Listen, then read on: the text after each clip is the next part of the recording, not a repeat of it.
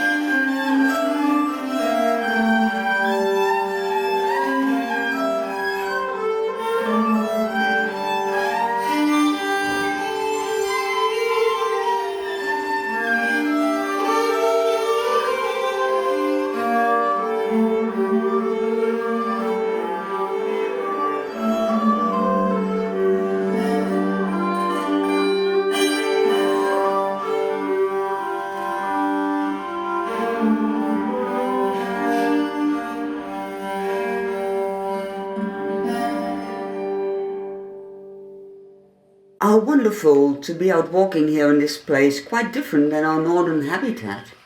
Yes, dear friend, and from you we learn to temper our sometimes craggy verse and come a little closer to the earth from the dizzy heights of male generalities.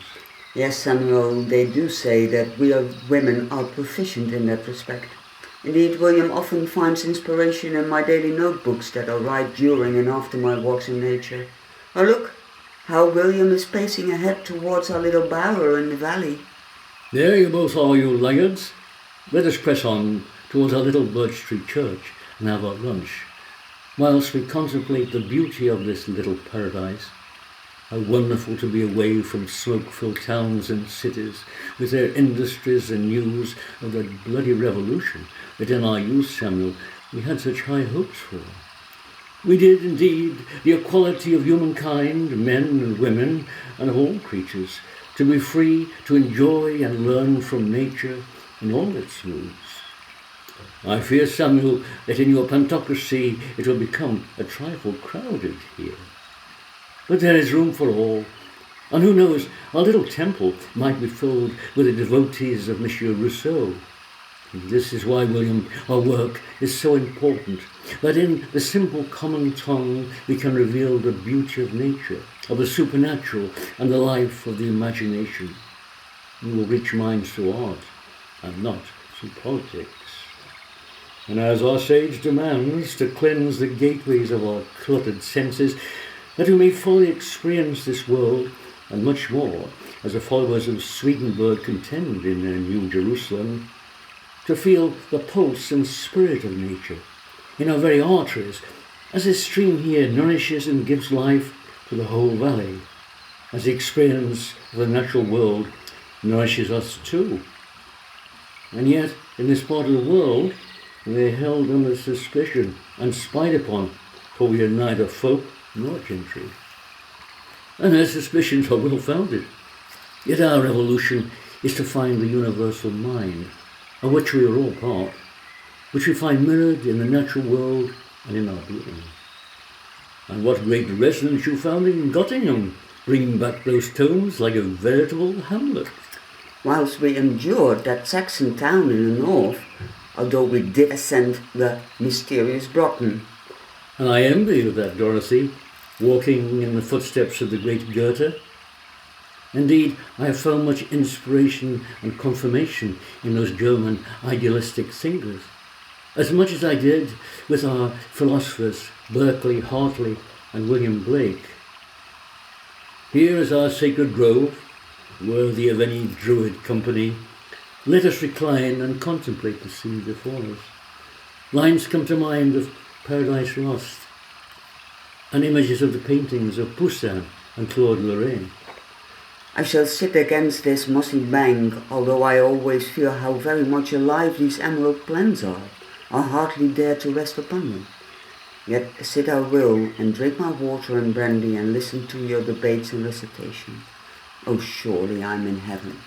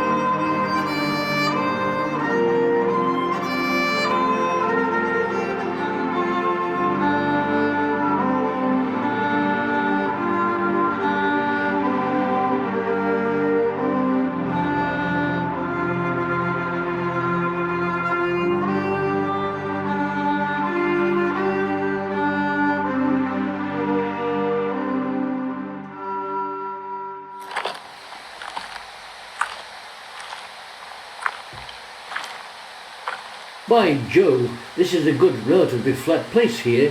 Here I can set the scene for my painting. It looks like nature's chaos to me, sir. And setting in order is called art, my boy, don't you know? Be careful, sir. The rocks are slippery. I wish that we were at home, drinking a toddy by the fireside. Nonsense, George. This place inspires me. Look with what wild energy the cascade falls from those awesome peaks above. It is sublime.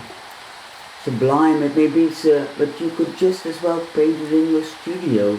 And maybe fishing would be better. Studio and fishing be damned. This is my studio, out in the open air. Studios create dead nature. Fetching my rain umbrella and my paint box and easel. I don't know about rain, sir, but there's a lot of water coming down from above, and your paper is getting wet. Zounds, no matter, George. Maybe it'll give me some good effects, like the words of Gilpin and Girton. Give me my claude glass that I may compose the scene for the better. How are Joseph and Thomas doing on the other bank? Well, sir, I think that they have the same enthusiasm as you, I don't doubt. What a fearful place this is. Yes, George, fear and the awesome are all one with the sublime. The light's going, but I have a few hours, and now I have the outline, and we will take our picnic under yon oak tree. Oh Lord, have mercy on us.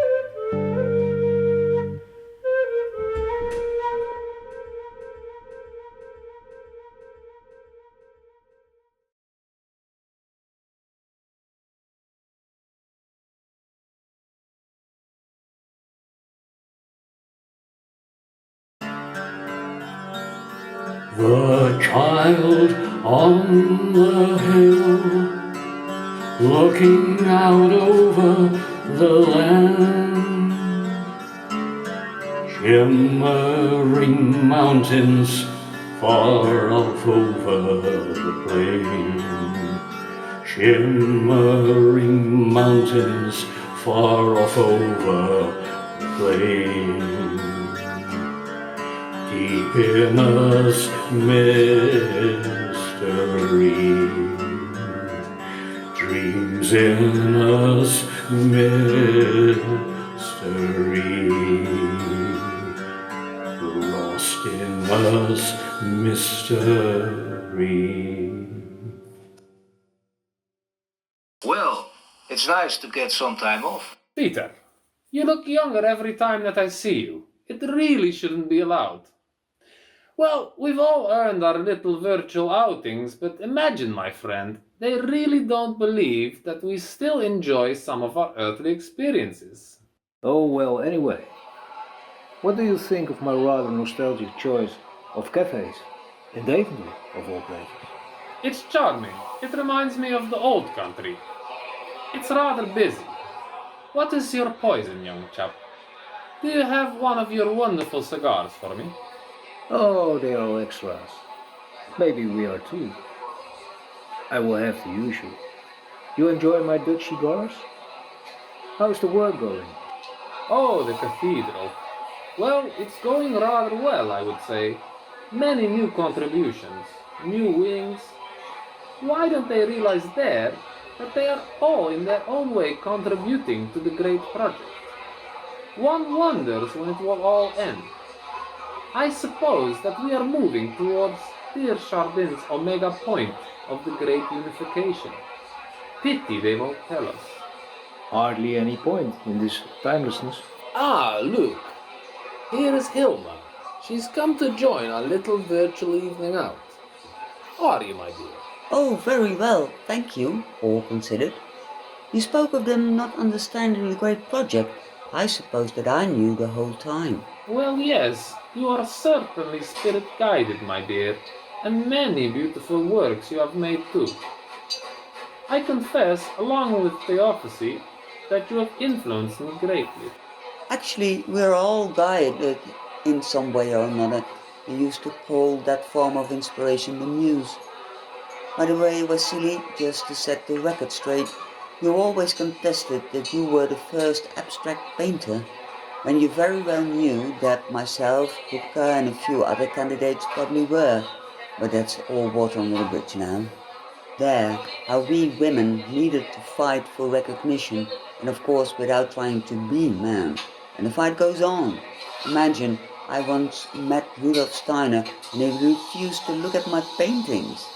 Yes, Hilma, I did know, but you also know how important the male ego is there. We had our own kind of struggle too, yet certainly the patriarchy ruled for a few millenniums. Oh, I've long forgiven you for that. That's what we learn here, isn't it? So that's not important now. After all, the great book tells us that there's nothing new under the sun, maybe only new variations. What is important is our work now. Yet our friend Mondrian here thought that he had the last word in his new vision of art and religion. Oh no, Hilma. I saw it only as a beginning. To create a universal spiritual language in simple lines and primary colors that move towards an inner truth. And towards the end, I did change my style. Hello, folks. I see that you're all taking time off. The old masters of modern art. Well, young Jack, you're a relatively new master and no one successfully followed you. We so much enjoyed watching your rather innovational antics around the flat canvas and those wonderful gestures and drippings. Wesley would never have dared, and indeed, neither would I. And Jack, you did achieve a kind of inner sublime, a little bit like the 18th century landscape painters. Well, I wanted to be nature, not just copy it. To express the inner world, what Mr. Hopkins called inscape. If you want to see nature, just go out and look. It's out there somewhere. As for my technique, I just felt it was the best way to express myself, engaging my whole body, my whole being. It took a long time to arrive at that freedom of expression. Yes, my friend, it's all about the inside, what the Buddhists called the numinous. To create images that are more potent than normal reality. But indeed, we had to dig deep. Well, we are all kind of landscape painters. Or perhaps the inner landscape of Jung and the Theosophists. Pete spent his life making landscape. With his last painting on Earth, the New York landscape, and lastly with his Russian folk art, on that rascal Madame Blavatsky. Hilma, what wonderful landscapes you made early in your career. I was reminded of Constable in the Wind, not to mention the Impressionists. And Mr. Leadbeater, too. His pictures of the cathedral and its music helped me move towards the non-representation. Oh, listen, Pete. Your favorite music. Let's boogie woogie. I so much love your rather minimalistic style.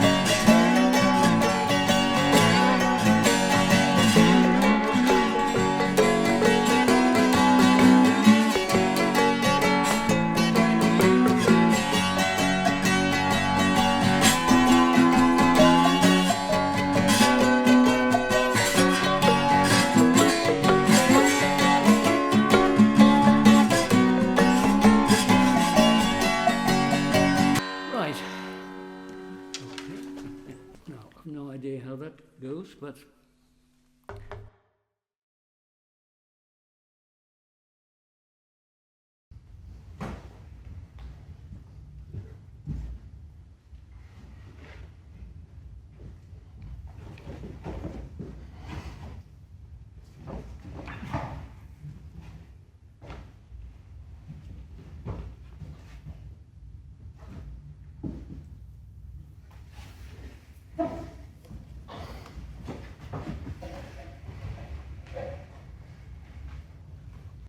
thank you.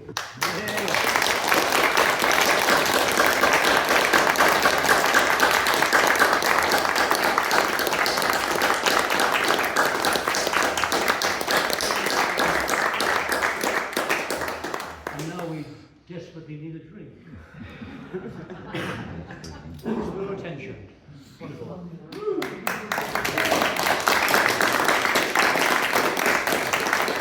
Smooth. Dennis. I loved it. It's great. You did wonderful. Yes,